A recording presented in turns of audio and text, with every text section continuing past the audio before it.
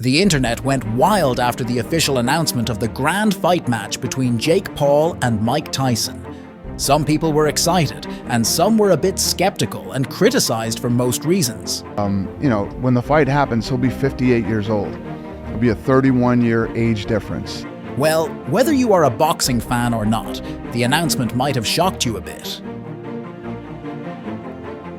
Looking at the current state of things, Jake Paul being new to the professional boxing world, and Mike not participating for about 30 years, it really begs the question that how did this fight come to be?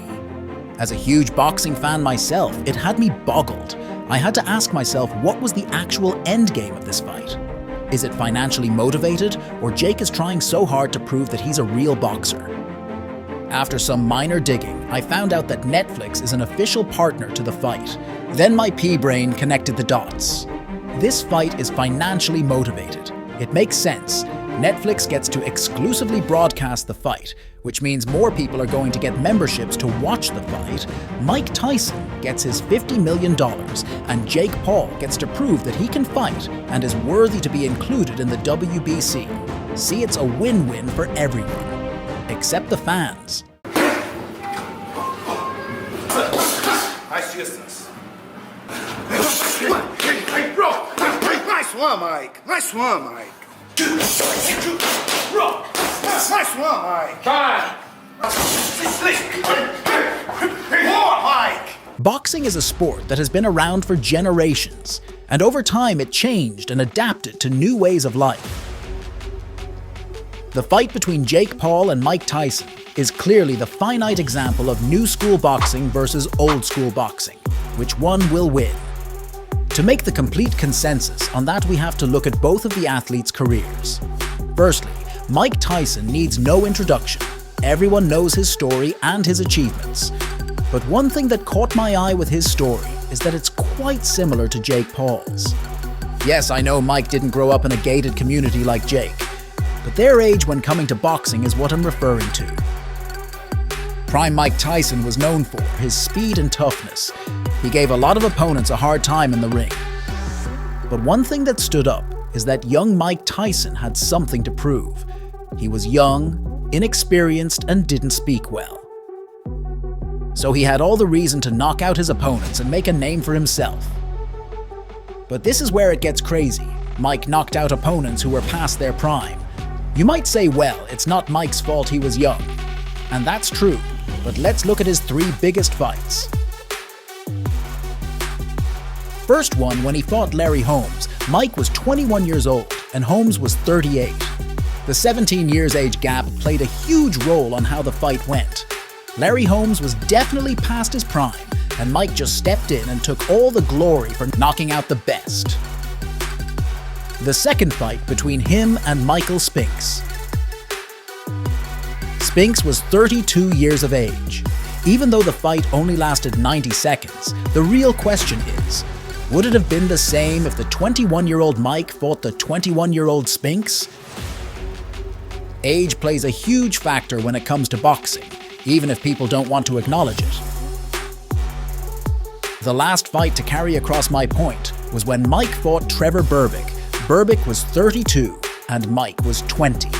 That 12 years age gap became a factor yet again.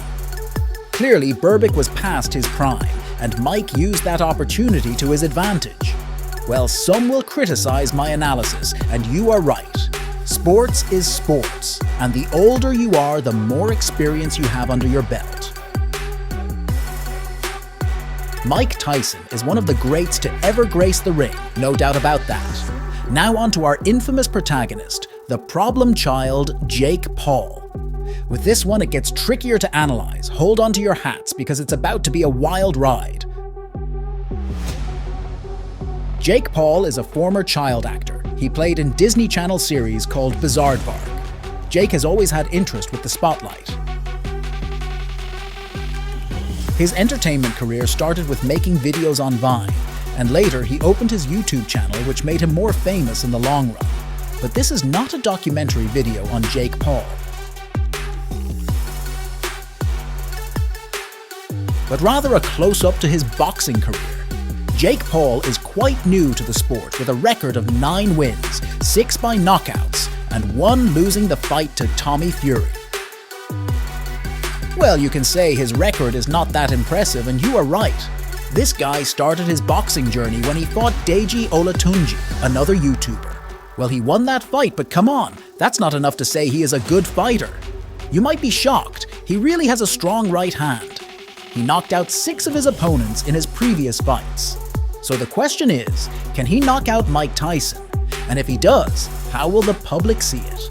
Will he become a savior like Mike did when he knocked out Larry Holmes? Or people will just hate him and he ultimately ruins his boxing career? The questions boggle me because Jake Paul is young and can definitely take hits from Mike Tyson. But Mike Tyson is a bit old, so can he take the strong right hand from Jake? The two realities are both possible. Mike loses the fight, but gets paid, or wins the fight, and Jake's boxing career is over. The real question is now, why did Netflix partner actually? You could say because it's going to be the biggest fight of the year due to Mike's return to boxing after 30 years. And I agree with that notion. But the real outcome of this fight is that Mike Tyson won't win the match. Yeah, I know it's a brave statement to make, but it's not really about Mike's abilities in the ring, but rather the business side of boxing. It would be insane for Jake Paul to brag about how he beat old Mike Tyson, right? So Mike Tyson's boxing career is over, and Jake's career is just starting, so it makes more sense for Mike to take a defeat from Jake, so that he can propel Jake's career to greater heights. So old school boxing was about talent and hard work, but new age boxing is about contracts and ranks. Thank you for watching, and please comment below to let us know which school of boxing do you prefer, and who you think will win between Jake Paul and Mike Tyson.